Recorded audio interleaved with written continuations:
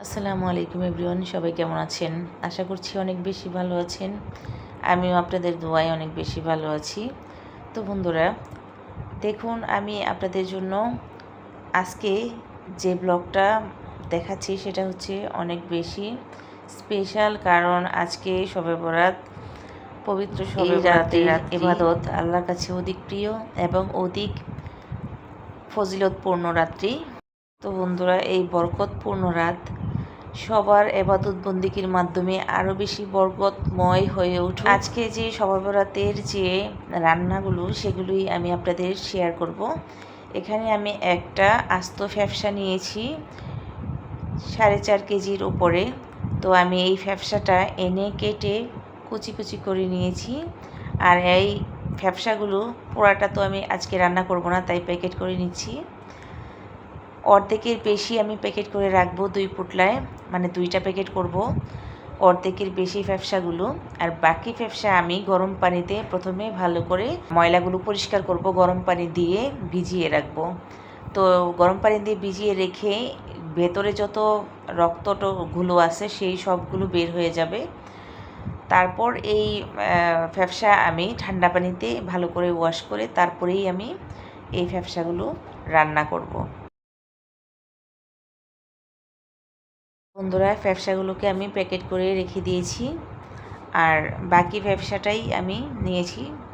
ভালো করে গরম পানিতে ওয়াশ করব, তারপর ঠান্ডা পানিতে পরিষ্কার করে তারপরে রান্নার জন্য আমি প্রস্তুত করব। আর শুধু শুধু ফ্যাপসা রান্না করলে তো ভালো লাগে না, তাই মাংসের সাথে দিয়ে রান্না করলেই কিন্তু ফ্যাপসা অনেক বেশি টেস্ট পাওয়া যায়।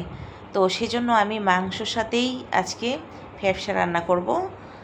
আর আমি এই ফ্যাপসাগুলোকে আমি এখন সরিয়ে রাখছি। দেখুন বন্ধুরা, আমার বাসার সামনেই আজকে মাংসের যে দোকানগুলো আছে প্রত্যেকটা দোকানেই আজকে সারাদিন গরু জবাই করা হয়েছে শবে বরাত উপলক্ষে।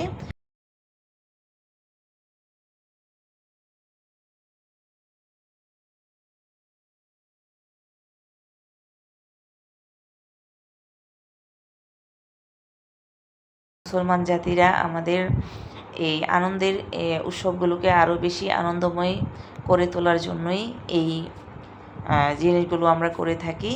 তো বন্ধুরা, এখানে আমি 7 কেজির মতো মাংস কিনে নিয়ে আসছি আজকে। তাজা তাজা গোস্ত দেখুন, ধুয়ে আমি কিন্তু খুব সুন্দর করে পরিষ্কার করে একটা একটা মাংস করে পানি ঝরিয়ে নিয়েছি। আর এখানে আমি নিয়েছি আদা আর রসুন, টুকরো টুকরো করে কেটে নিয়েছি, তারপর আমি পেস্ট করব। এখানে কিন্তু আমি 1/2 কেজি আদা এবং 1/2 কেজি রসুন নিয়েছি। বন্ধুরা, আমি এখন হাঁড়িতে পরিমাণ মতো সাদা তেল দিয়ে দিচ্ছি। এই 7 কেজি গরুর গোস্ত কিন্তু আমি আজকে একসাথে রান্না করব। আর এখন আমি এখানে 1 কেজির থেকেও বেশি পেঁয়াজ কুচি দিয়ে দিচ্ছি। বন্ধুরা, এই পেঁয়াজগুলো আমি হালকা বাদামি করে ভেজে নিব। বন্ধুরা, এই হাঁড়িতে শুধু আমি সারি মাংসগুলো রান্না করব। 7 কেজি মাংসের থেকে সারি মাংস যতগুলো আছে হাড় ছাড়া, ওই হাড় ছাড়া সমস্ত মাংসই আমি এখানে এই পাত্রে রান্না করব, একটা পাত্রে। তো বন্ধুরা, আপনারা দেখতেই থাকুন। আমি এই পেঁয়াজটা আমি হালকা বাদামি করে ভেজে নেব। আমি এখন দিয়ে দিচ্ছি 4-5টা আস্ত তেজপাতা। আরও দিয়ে দিচ্ছি দারুচিনির খাল 7-8টা। তো বন্ধুরা, আমি এখন হাই পাওয়ারে রান্না করছি, চুলার আঁচটা বাড়িয়ে।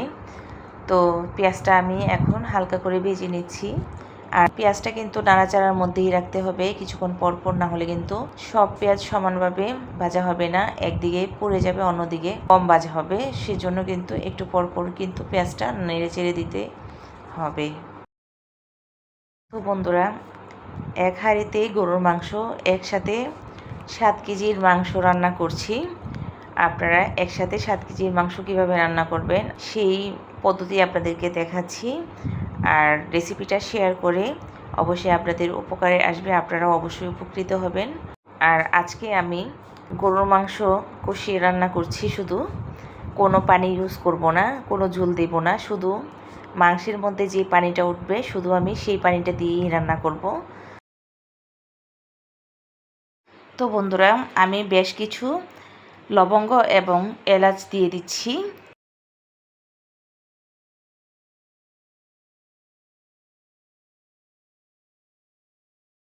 বন্ধুরা, আপনাদেরকে একটা গুরুত্বপূর্ণ কথা বলে রাখি, অল্প মাংস হোক অথবা বেশি মাংস হোক, রান্না যেটাই হোক না কেন, মাংস হোক অথবা যে কোনো রান্না হোক, মনোযোগ সহকারে রান্নাটা করতে হয়, মন দিয়ে। যদি রান্নায় না থাকে তাহলে কিন্তু রান্না কোনোভাবেই সুস্বাদু হবে না। আর হাতেরও একটা যশ বলে একটা ব্যাপার থাকে, তাই হাত অনুযায়ীও মানুষের তরকারি অথবা রান্না, যে কোনো রান্না স্বাদ আসে। তো যাই হোক বন্ধুরা, আমি পরিমাণ মতো লবণ দিয়ে দিচ্ছি। এখন আমি দিয়ে দিব 4 চামচ হলুদের গুঁড়া।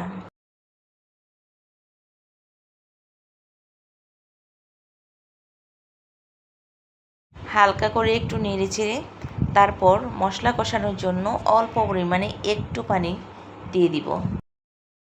এই পানিই কিন্তু শেষ, আর কোনো পানি ইউজ করব না রান্নার মধ্যে। প্রথমেই বলে দিয়েছি গরুর মাংসের কষা রান্না করব, গরুর মাংস থেকে যে পানি উঠবে ওটা দিয়েই আজকে রান্না হবে।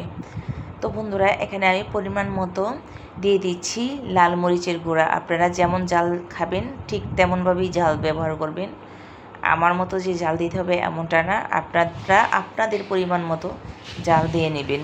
তো এখানে আমি 5 চামচ দিয়ে দিয়েছি, ধনিয়া গুঁড়া দিয়ে দিয়েছি 4 চামচ,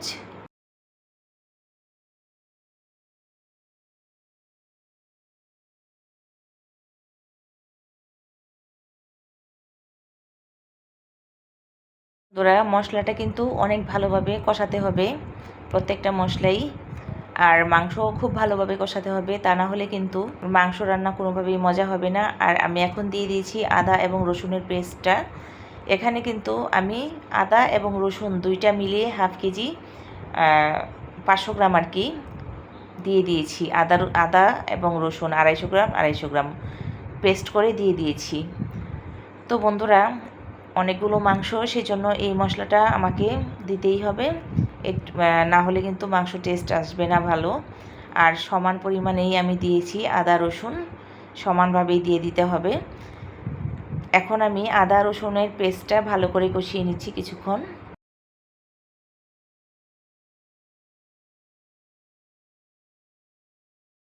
তো বন্ধুরা, মশলার কালারটা দেখুন, অনেক সুন্দর করে কিন্তু তেল মশলা একসাথে কষানো হচ্ছে। ভালো করে মশলা কষানো হয়ে যাওয়ার পরেই কিন্তু আমি মাংস কষাবো। তো এখন আমি দিয়ে দিব জিরা গুঁড়া। জিরা গুঁড়া আমি দিয়েছি 1 কাপ পরিমাণ। সমস্ত মশলা এখন আমি নেড়েচেড়ে কষিয়ে নিব, তা না হলে কিন্তু মশলাগুলো তলে দিয়ে পুড়ে উঠতে পারে। তাই নাড়াচাড়ার মধ্যে রাখতে হবে আর কষাতে হবে সুন্দর করে।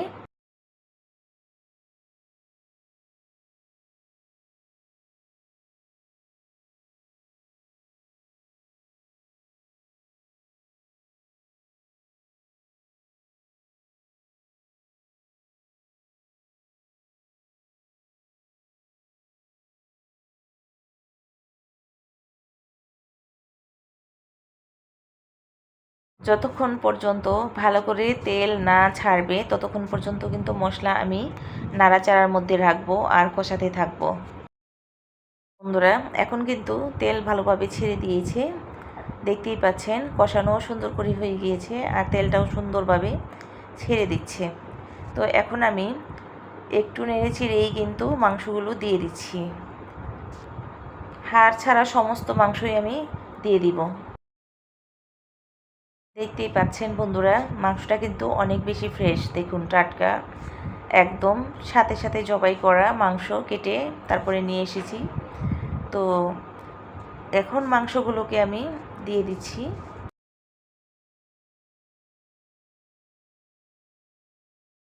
এখন সমস্ত মশলা মাংসের সাথে মিশিয়ে নিব নেড়েচেড়ে।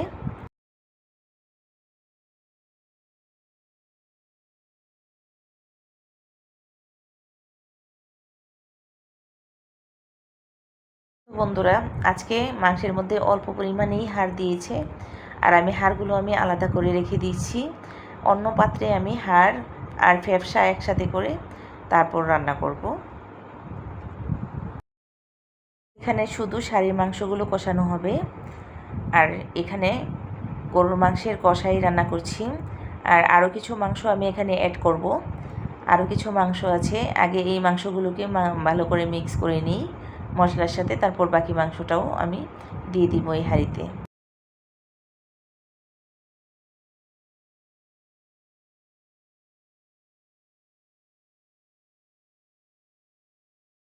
তো বন্ধুরা, এখন আমি ঢেকে তারপরে কষিয়ে নিব আধা ঘন্টার মতো।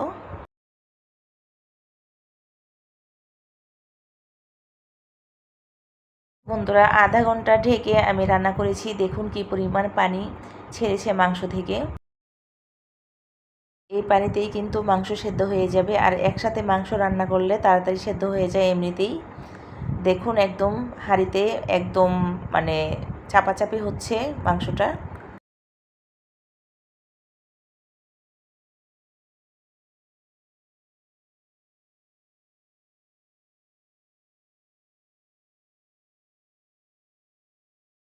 তো বন্ধুরা, আমি এখন ঢেকে রান্না করব, মাংস সেদ্ধ হওয়া পর্যন্ত ঢেকে দিচ্ছি।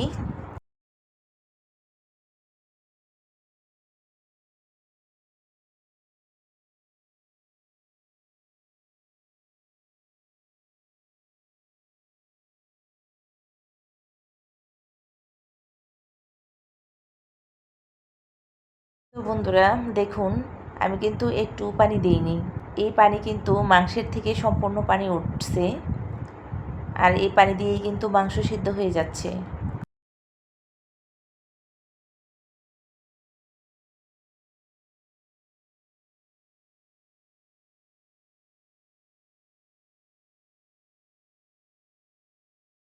তো বন্ধুরা, এখন আমি কিন্তু গরম মশলা ইউজ করছি। এই যে দেখুন, বাটা গরম মশলা দিয়ে দিচ্ছি আমি।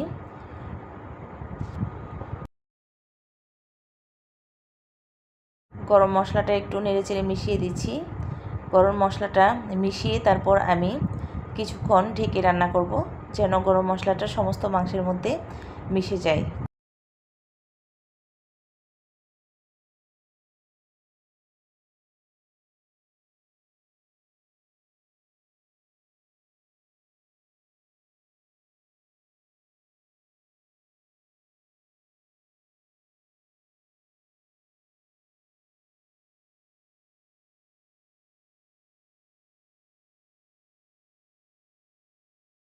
তো বন্ধুরা, মাংস পুরোপুরি সিদ্ধ হয়ে গিয়েছে, আর গরম মশলাও মাংসের সাথে মিশে গিয়েছে।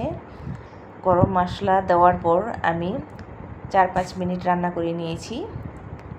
তো মাংস রান্না এখন পুরোই কমপ্লিট হয়ে গিয়েছে। তারা প্রথম থেকে শেষ পর্যন্ত আমার এই ভিডিওটি দেখেছেন, এই রেসিপিটি ফলো করেছেন, তারা নিশ্চয়ই বেশি মাংস খুব সহজেই রান্না করতে পারবেন, খুব ইজিভাবে রান্না করতে পারবেন, আর আপনাদের নিশ্চয়ই উপকারে এসেছে। তো আপনারা জানাবেন এভাবে রান্না করে গরুর মাংস কষা, দেখবেন খেতে দুর্দান্ত হয়েছে। আর দেখুন কতটা দেখতে সুন্দর হয়েছে, কতটা লোভনীয় হয়েছে। আজ এ পর্যন্তই, সবাইকে অনেক অনেক ধন্যবাদ। আল্লাহ হাফেজ, আসসালামু আলাইকুম।